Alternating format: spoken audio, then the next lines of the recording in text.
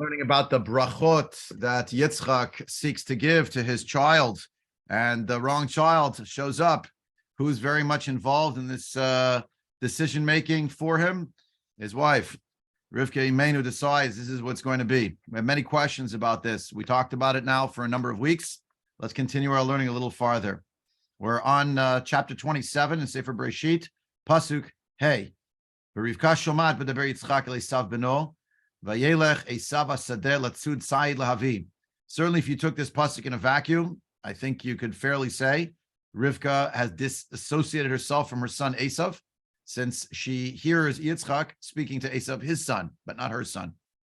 Contrast that with what's going to happen at the end of the story, after everything is almost everything is revealed. And that's going to be the question of how she feels about the possibility of one brother killing the other brother later on. We have that in at the end of the parsha, where it actually, the Torah itself wants to testify that she is the mother of both of these children. So if you look at the end of the parsha, it's chapter 27, verse 44. No, 45, I'm sorry.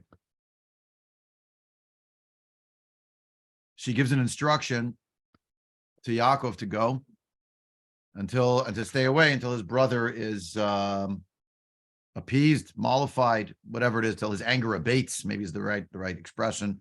He'll forget what you did to him. I will call for you. Lama eshkal gam shnechem yom echad. Why should I lose both of you on the same day? If she so dissociated herself from her son, maybe you would have wanted to argue that she would be happy if something happened to him. But no, her own declaration is specifically that she's concerned that they both die. She doesn't want to lose them. They're still her children. Can she have a conflicted relationship with her children? I think many of you have conflicted relationships with their children. Give me one more minute before you open up your own discourse. Now, I do this totally out of order. If you look at verse 42, just right before it, you'll notice it's the narration of the Torah. So I didn't start with that. I'm starting with Rivka's own declaration is, why I don't want to lose you both in the same day. Now, look at verse 42. I'm going backwards. But we all know the basic storyline, so I don't feel any compunction about jumping around. Vayugad l'Rivka et divrei Esav b'na hagadol. Vatishlach v'likra Yaakov b'na hakatan.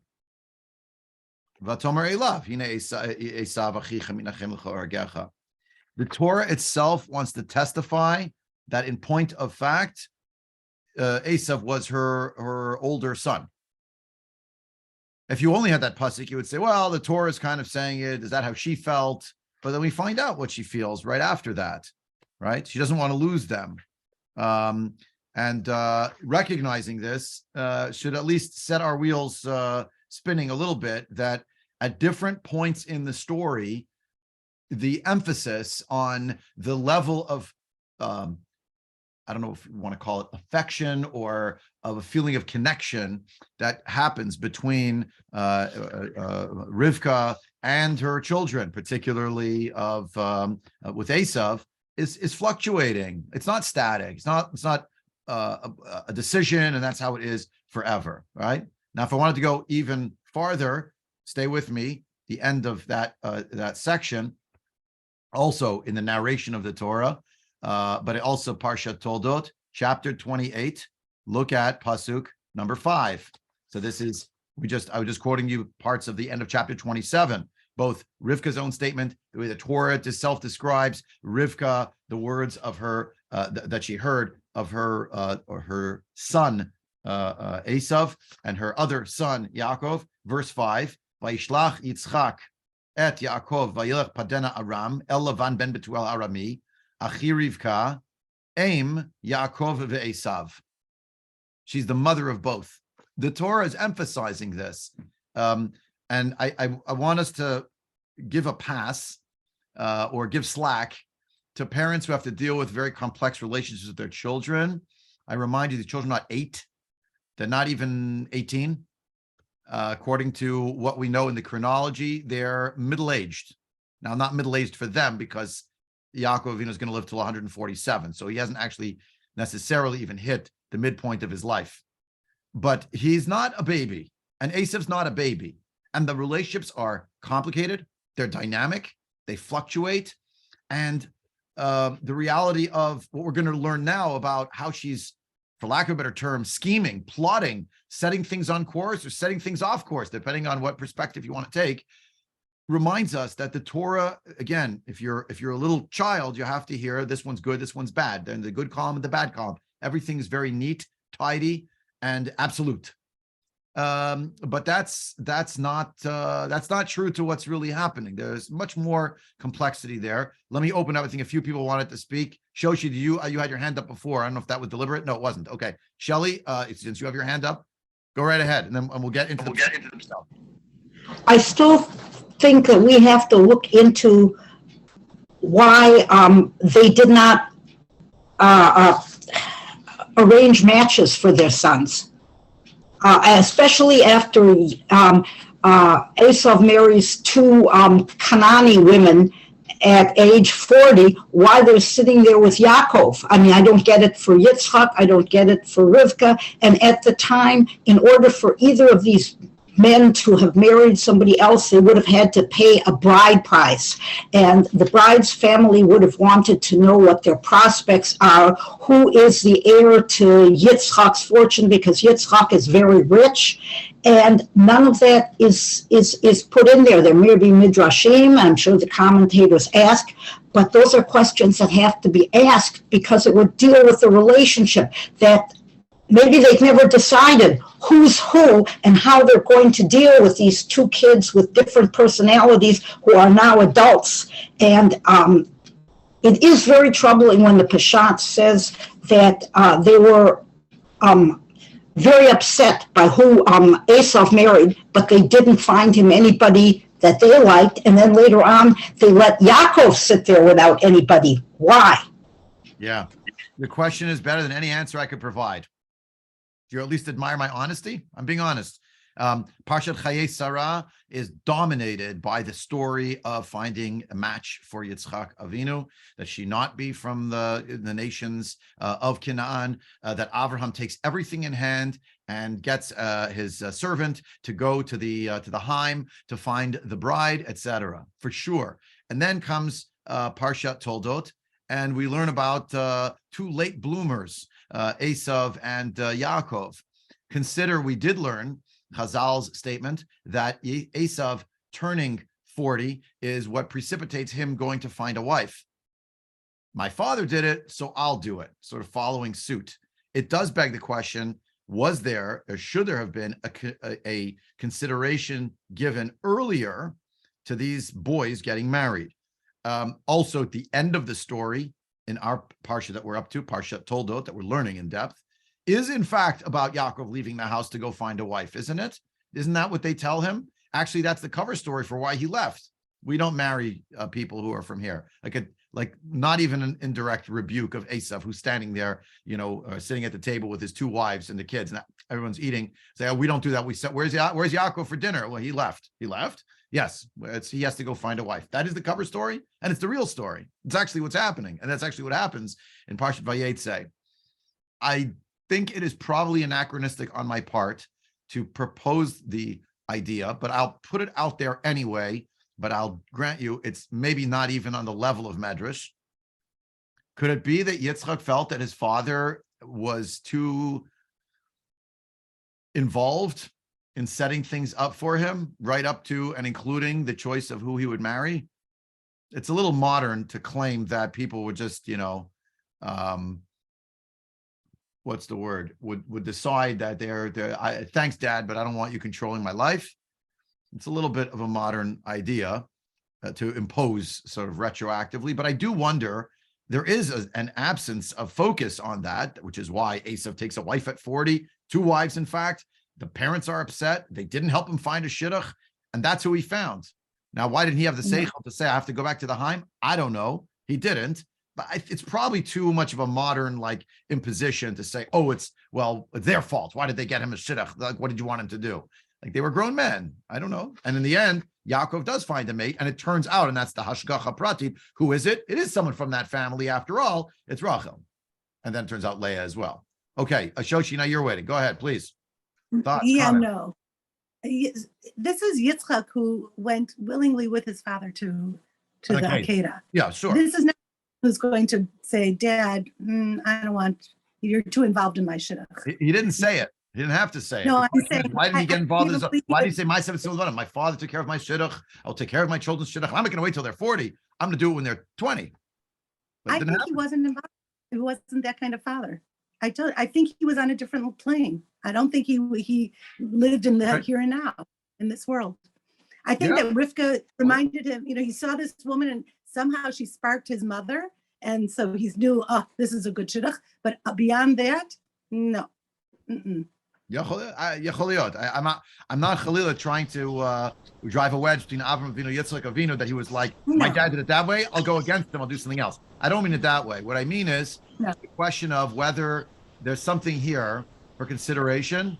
Yes. There's a lot of static suddenly on the line. So if someone unmuted and you're not speaking right now, you just mute yourself. Yeah, thank you. Okay, I have a thing. I think that we're overly considering Yitzchak as a saintly guy who has nothing to do with the average world. He makes treaties with Avimelech. He builds wells. If you're going to take Midrashim, he goes and gets Hagar back and Ishmael back for his father. He's very much involved in the world. So therefore, I would think that he would be more involved in the shidduch or of his kids, because that's what everybody did at the time. Or he'd be trying to, have some conversations with them. Oh, maybe it's time for you to marry. Maybe one of Yishmael's kids would be a suitable match. Or if you go back to the old home, how come it's not mentioned? Yeah, I'm hearing everything you're saying, and I think you can make a case in either direction. I'm going to move back to the story of Rivka and her son, if that's okay, and away from the shidduch question, not because we have an answer, but because we sort of already talked about it. If you remember, we saw this Sforno was in a very subtle way almost critical of Yitzchak Avinu, where he said that Esav is already 40, Vayehi, Esav is 40, and his father didn't take care to find a shidduch for him, among what he calls Nashim Hagunot. We learned this. We saw the psukim inside about the marriage, etc. He was involved. He wasn't involved because he was otherworldly. He was involved, but some reason not in this. The question is maybe better than any answer. I want to focus today, as I opened, just to draw it back again to Rivka, listening to the story that her husband is telling his son, and the Torah seems to go out of its way to talk about that dissonance. And then later on, that's what I wanted to open with, at the end of the Perek, of Perek Chaf Zayin, beginning of Perek Chaf Chet, three times, we have something that shows some kind of a kesher between Rivka and Esav. Where was it now?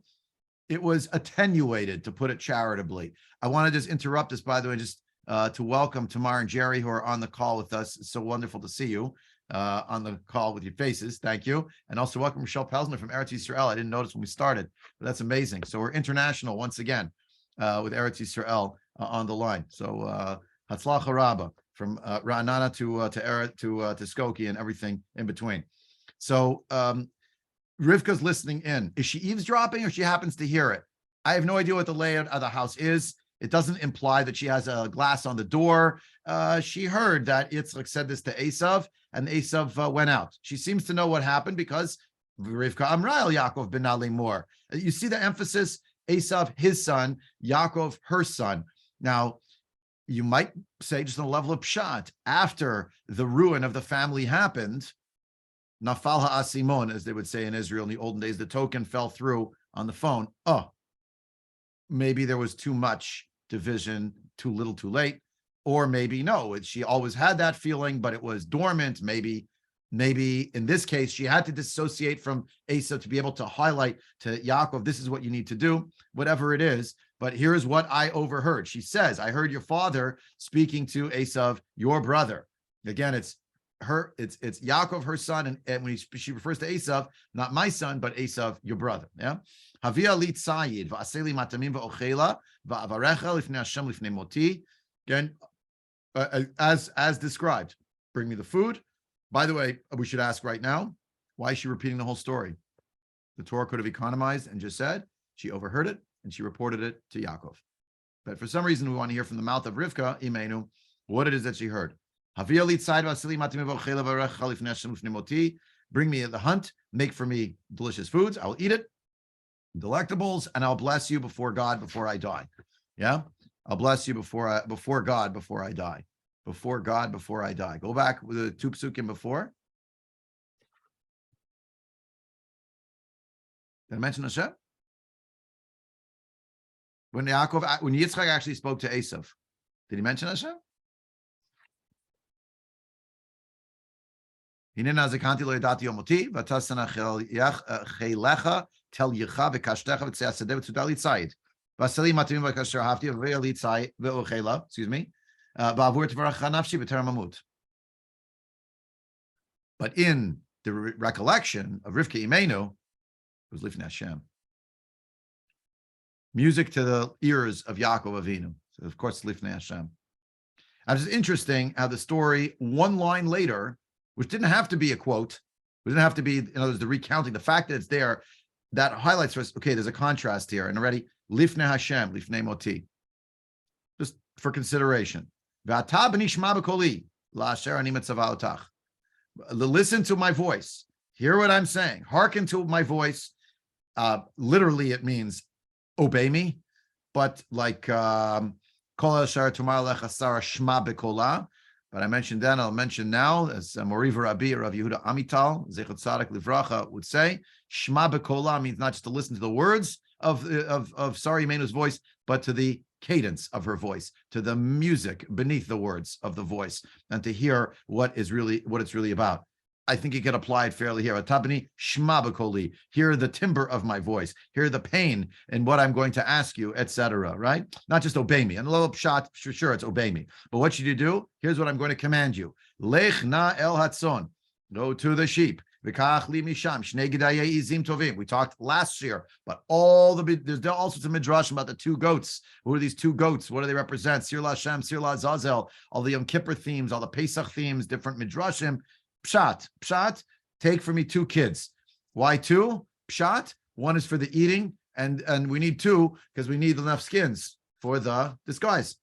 Okay, and apparently when you cook it, can I just interrupt for a second? Like please, by all means.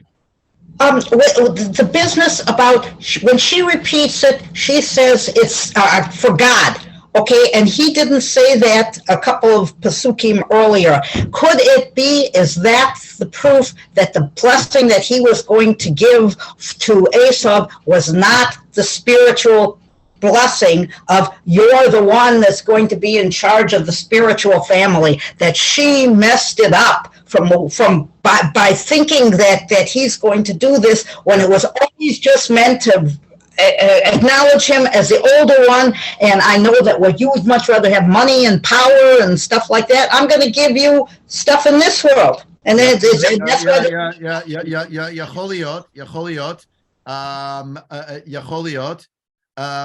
I think what you're saying is actually in line a little bit with the Ramban and the Chizkuni on this pasuk. I had skipped it because I wanted to see what she's asking him to do and then dial back. But since you brought it up right now, let's talk about it right now. Your point is a very good one. Note that Yitzchak Avinu didn't say it's Lifnei Hashem, and she did. I pointed that part out. But as you're adding, it is a hint that maybe what Yitzchak Avinu was going to say was not going to be the blessing of covenant, and it's the covenant of Avraham, the Birkat Avraham, which does come up. When does it come up? After all the disguises and masks come off, before Yaakov leaves home. Yitzchak gives him a bracha, and there he says the Birkat Avraham. It says so. Black on white. We're not reading it now, but at the end of chapter 27 into chapter 28, that's what it says. So apparently he was never intending to give that bracha to Esav. And there's a little bit of a hint here that he actually knew he wasn't going to give that bracha to Esav. But when Rivka hears it, she says, Lifnei Hashem. So the Ramban, first of all, writes, the rest of this whole parsha, we don't have Lifnei Hashem. It's the only reference, and it's from the mouth of Rivka Imenu. Only here. Why? Ki amra lo imo habracha lifnei Hashem tiyeh b'ruach hakodesh. A bracha that is called lifnei Hashem means it will have ruach hakodesh. V'im barech ba'esav achicha. If your brother gets that bracha, whatever it is, titkayim bo bezaro leolam ve'en lecha amida lefanav. He'll get that bracha for all time, and you'll have no standing before him. I.e., to say it in different language, what your father thinks is just stam. He's talking. He's giving brachas. A mother gives brachas to the children. I'm telling you is going to be with Ruach HaKodesh. In other words, and now I hope I'm not extending the Ramban too far. I think this is the sense of what he means it. Your father is a greater person than he realizes. He thinks going to stam give a bracha. It's going to have great staying power. It's going to be Baruch HaKodesh. Your father doesn't even think it will be. But Rivka Imenu says, I'm telling you, that's what's going to happen. Ramban, that we don't have Lifnei Hashem anywhere else. Ichiz Kuni, along the same lines. Lifnei Hashem means Al Pi Hadibur, means Ruach HaKodesh. Shakol bracha shivrecha avicha, Kodesh Baruch Hu yaskim al yado. Hashem will agree. Therefore, I'm telling you, you need to go and you need to be sure that you're going to go and get that bracha. Lefichach ani mitzava otcha lachzor achareihem, to go get those words of bracha and to be that one, because whatever's going to happen, it's going to be with the assent of a Kadosh Baruch Hu to those brachot. So in either of these readings, the idea that he mentions the Lifnei Hashem, right, is Ramban and Chizkun along the same lines. She's in a sense saying he could say whatever he wants, your father, but I know who I'm dealing with. He's the Gadol Hador. He's so close to Hashem. It's Ruach HaKodesh. The Radak takes a much more human view about why Rivka inserted the words Lifnei Hashem. Very simply, she knew it would resonate with Yaakov. The Radak just says, Mashalo Amarhu, Vosifalo. She added Lifnei Hashem. Mashalo Amarhu. You know why? To insert this into the heart of Yaakov. She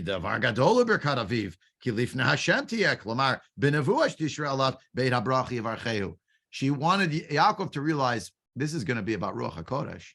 You need that bracha. You have to get that bracha. And here's what you're going to have to do. Note also the language of mitzvah otach. I'm giving you a mitzvah. If you look at previous examples in the Torah, even the mitzvah of Brit Milah, even the mitzvah of the Akedah, we don't have the word mitzaveh. I'm commanding you. There are a couple of hints here already in the opening gambit that may hint to the idea that Yaakov was not exactly thrilled to be going ahead with this. You'll tell me, well, in the end he did, Rabbi, so who cares? I'll tell you, we still have to think a little bit about the reality that there may have been a certain reluctance that he had, that he went along with the conflict, the moral conflict. My mother instructs me, Shema b'ni Musa avicha v'al titosh Torat imecha. And at the same time, on the other side, deceiving my father and not getting something that is not really justly mine, etc., etc. Again, all things considered, he went in, he made declarations, he wore a disguise, he received the bracha, he did play along. But the idea here that on a couple of counts, right within the first couple of psukim here, Zayin and Chet, there's a little bit of a hint that maybe he wasn't so thrilled, and she had to convince him. And she tells him to go get the food, and you're going to make the food for him. You'll bring it to your father, he will eat from it. That's what's going to happen. Now, that's not what happened, but because there was a lot of dialogue before and the feeling of skin, etc., right? So, I mean, isn't it always that way? The plan seems so simple, and then in real life, it's so much more complicated. Well, here's what's going to happen. It'll just play out so smoothly, all right? And let him bless you before he dies. Notice the word death is just hanging out in the lobby of this family's house. It's in the front hall when you come in the front door. You know, the sign before we die. It's again. It's here. Yitzchak says it to Esav twice. I don't know when I will die. I'll bring me the food so I could bless you before I die. She repeats to her son, not not once but twice, that her husband. That's what she heard. What her husband said. She added lifnei Hashem, but she did faithfully report lifnei moti. And then what happens? So that he'll bless you lifnei moto. So they're like it's hanging in the air. It pervades. Now, why is that the case? We talked about that previously. Yitzchak is thinking about it because he's not just coming up to any old yurtzeit of his mother, Aleha Shalom, but to the age when the yurtzeit happened the first time, i.e., she died when she was 127, and he's in 123, plus minus. There's a whole way we calculated the number to think about that. So Chazal say he's thinking about it because within a 5-year range of when one's parent dies, one thinks maybe my time is coming. Now, is that for psychological reasons? Is it for biological reasons that the what do they call the telomeres on the chromosomes are the same length, so to speak, or whatever the configuration is that they claim has to do with longevity? Is it the sense of mortality that falls upon a person? Gee, I'm living to the same age that my parents got to, and when I'm living it, it feels so much younger than when I imagined them at the age that I'm at now. The whole thing people do. So, okay, so within 5 years before, 5 years after, think about it. Now, in reality, Yitzchak Avinu is going to live until he's 180. The man has, give or take, 6 decades left, five and a half decades left. But he doesn't know that. We know that. We live in after. So before he dies, you give him before he dies. There's an urgency. Everything hangs in the balance. It's life or death. And life is the bracha, and death is not getting the bracha. So, okay. Shall I put something in the chat and I get to read it? With Radak, yourself to believe that Rivka thought Yitzchak was going to give the covenantal blessing to Esav. Yeah, possibly. Yeah, possibly. Again, is it possible that Rivka Imenu misunderstood what Yitzchak said to Esav? It's extremely possible. Again, the mystery hanging over the whole story. Did she just go in and say to him when Esav was out of the room and out of the house, are you kidding me? How could you give it to Esav? How could you do this to our family? Don't you know what he's really up to? You know, she felt he couldn't hear it. He wouldn't hear it. We don't know. Silence. We always go back. I said it last time, say it again. The position of the Hamek David and Etziv, that their relationship was a distant one.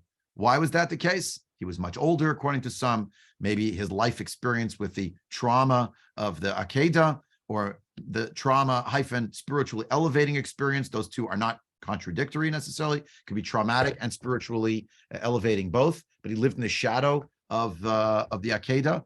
It's amazing to me that a man who came back from the dead, to him is ascribed the bracha of Tchiyat HaMeitim, according to the Midrashim, right? Because his soul left his body, it's put back in. He's born again, if you will. He already is in his second life. It's in quotation marks. That he's still thinking, but I could die anytime. But isn't that how it goes? He's very nervous. Something terrible happened to him. Terrible and again spiritually elevating, but a terrifying thing. So he's thinking, I could die now. I could die. Let me give a bracha. Why did he bring both boys in, cross his hands over, give brachas? They were twins after all. We have this story with Yaakov later on, and maybe that's why Yaakov doesn't give brachas sequentially, but with hands on. Okay, Tamar, please go ahead. I see your hand. Go ahead. Just unmute. I have a question. I'm wondering, is there ever any criticism to be found either among the Mefarshim or within the text? I'm wondering of Rivka for the deception that she carried out. Yes, there is. I don't know that it's necessarily overt. Certainly not in this story. You're not going to hear it.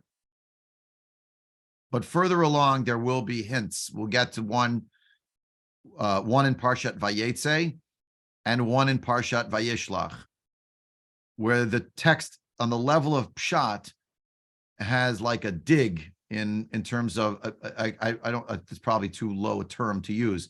I would call it a subtle criticism of Rivka Imenu for what happened, how things played out, and certain consequences to her actions. I mean, there are major consequences for her and her family. They never lived together again. That was the end. I mean, The last scene is the end of Parshat Toldot, even though it's going to describe Yitzchak, Yaakov getting home and seeing his father, just like a pasuk that somehow it seems like he got home. That was the whole quest. Remember, he left home and he's going back, right? But it's complicated. And I would say it's not within this story. In other words, Rivka Imenu is not being vilified for what she did, but there certainly is I would say there is a criticism, and B, I would say there's certainly very heavy consequences. Heavy consequences. I'm going to give you an example of it now, which is one of my favorite pieces of drush in this parsha, because on the face of it, it would strike you at the outset as almost eye-rolling, but then you do realize the depth of it if you hold it in mind past the eye roll component. How could you resist wanting to hear what it is now, right? I'm going to get to it in 2 minutes, depending on how many questions we have now. Maybe we'll get to it. I hope we get to it today. Anyone else before I go ahead? Yes, Rabbi. Good morning, Helen. It's Okay, Helen. so I don't see your hand because you're on the phone. Okay, go ahead. Good morning. Okay, I got two questions about two kinds of words. When Yitzchak and Abraham leave, Hochu Yachtov. So I don't see Yitzchak being traumatized because of the word Yachtov, that they understood one another and came to peace with one another about the whole ordeal. That's one point. So I don't see him as badly traumatized. Number two, lefichach. In the Haggadah, we use the word lefichach. It may have some special thumbprint on this story too, about what is incumbent at a certain time by using the word lefichach. That's it. Okay, I mean, so on the first point, I just want to remind you that Vayechu Shneim Yachdav is before it happens. And when I say the word traumatizing, yeah. I do not mean that the trauma has anything to do with Yitzchak not being together with his father or something like that, or at odds or at loggerheads with him. I'm just saying the experience itself was traumatic. He had a knife dangled over his head. He was tied up on an altar, on a mountain. You know what I'm saying? That I mean it in that sense, not that there was like that he was against his father, but those words is before. And the second point about lefichach, I'm not sure I fully understood what you mean, because that's in the Haggadah. Etc. That's because of the story of Yetziat Mitzrayim. I'm not sure how that fits in here. The word lefichach is not in the Torah here in Parsha Toldo. There's lifnei, but not lefichach. Lifnei. Oh, I thought it was lefichach. Yeah. I should have the text open. No, okay, no, that's fine. Okay. I appreciate your comments, but I just want to clarify so we're all on the same page. I have a few minutes left. I want to share with you when Yitzchak spoke to Esav and gave him his instruction.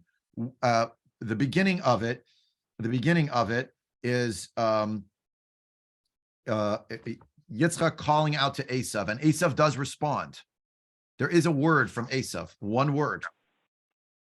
Beginning of pasuk bet, pasuk aleph. Aleph.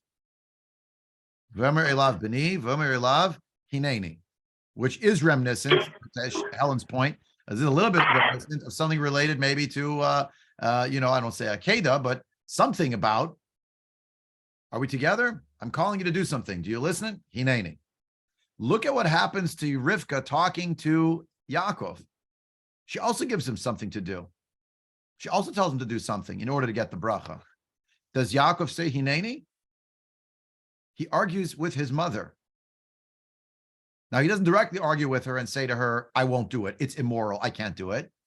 Because if Rivka Imenu, the given in the problem here is she's a great tzaddiket, which does not mean she is without the possibility of making mistakes. She's not infallible, but she's certainly a great righteous person. And she's his mother. He doesn't say to her, Ma, come on. I mean, seriously? What does he say to her? It's not going to work. With respect, I don't think it's going to work. Vayomer Yaakov el Rivka. No. Vayomer Yaakov el Rivka imo. The highlight is this is mother. You see, in verse 6, Rivka spoke to Yaakov, her son. Yaakov responds to Rivka, his mother. Is that something about his lack of relationship with his father? I don't know. Maybe, maybe not. But he's talking to Rivka, his mother. He knows who he's talking to. What does he say? Hein Esav achi ish sa'ir vanochi ish chalak. Ulai yemusheni avi. Vaiti be'enav kimetateya. Ve'eveti alai klala v'lo vracha. So maybe my father will feel me, and I will be in his eyes. I mean, can you imagine? we just finished saying his father doesn't have the faculty of vision. I will be in his eyes. Now you could say, well, he meant it in the idiomatic sense of in his thought, in his feeling. But don't you think it's telling that it uses the expression dafka in his eyes? Kimitateya is one who throws things off. And he will put upon me a curse and not a blessing. Historical antecedents for curses and not blessings. Noach ish tzaddik gave a curse to his progeny, and one of the lines of the progeny. It's cursed. It's in the Torah. So the same way there could be a bracha, there could be a klala. And Yaakov is answering his mother essentially, I can't say no to you. You're my mother. I can't tell you it's immoral. I am a conscientious objector. He respects what his mother says, but he's trying to figure out how he could say to her, I don't think it's going to work.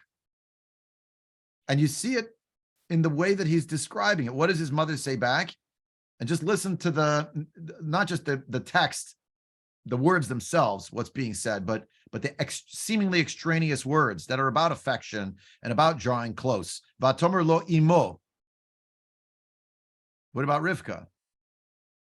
Imo, it's very close. It's not even mentioning, just goes by the descriptor. Alai kilalatcha b'ni. Upon me is your curse, my son.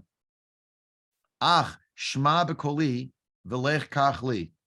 Twice at the beginning, listen to my voice, shma b'koli. At the end, shma b'koli.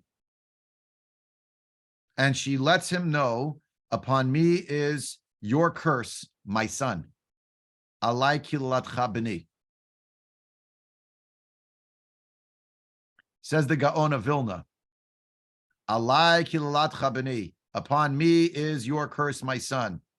Alai, says the Gra, Roshei Tevot, it's an acronym. Esav, Lavan, Yosef.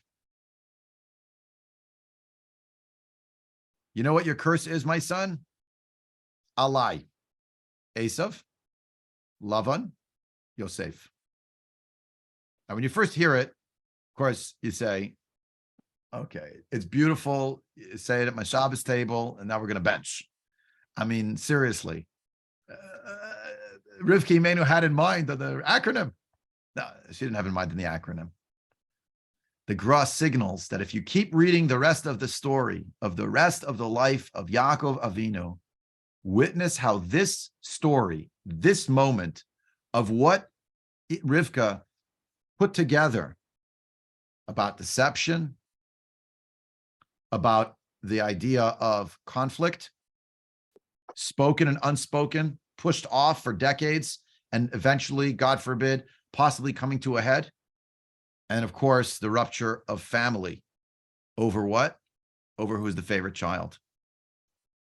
Now think about the life of Yaakov Avinu. You don't have to be a rocket scientist over here. Esav wants to kill his brother, and when they finally have their encounter, he comes with 400 armed men, and to the last moment, we know because we read the parsha last year, but Yaakov has no idea if he's going to be in a war that he will survive or not. Lavan, this is what I was telling Tamar before, but I didn't want to say it till we got to this pasuk. Lavan is going to say to him, we don't do that here where we give the younger, put the younger before the elder. He's going to say that to him. It's a line in the Torah. How did he know to say that? Because Lavan just talked that way. That's like, we are very strong in our minhagim, minhag Lavan, you know? But no, the Torah wants us to understand, but because that's something did happen before. And of course, Yosef. Where did Yosef go? He's missing from the house. How long? Many years. 22 years. Why 22 years? Is Yosef gone? What did Chazal always say? Because that's the number of years that who was away from his father? Yaakov was away from his father. Why was Yaakov away from his father? Because of what happened. What happened? Did it fall from the sky like an anvil from a 747? No. From the baggage fell out? No. Yaakov had a hand in it. There's a consequence. And Yaakov Avinu, Lo Aleinu, who swore, of course, that he would never divide the family over who gets the bracha, didn't give brachas to one and not the other when the kids were young. He just gave a beautiful coat to one child, his Ben Zakunim. And so on and so forth. And so on and so forth. Yeah. Everyone else, you go to work. I have a shiur with my precious Tyra Yosefel. Yeah. And we're going to sit together and learn. Everybody, the rest of you can go to business. This is who I want to sit with. And I'm giving a beautiful, beautiful coat. Don't you love how it looks? Alai kilalatcha b'ni. The Gra is signaling over here. She didn't know what she was saying when she said it. She didn't have in mind Ayin, Lamed, Yud, obvious.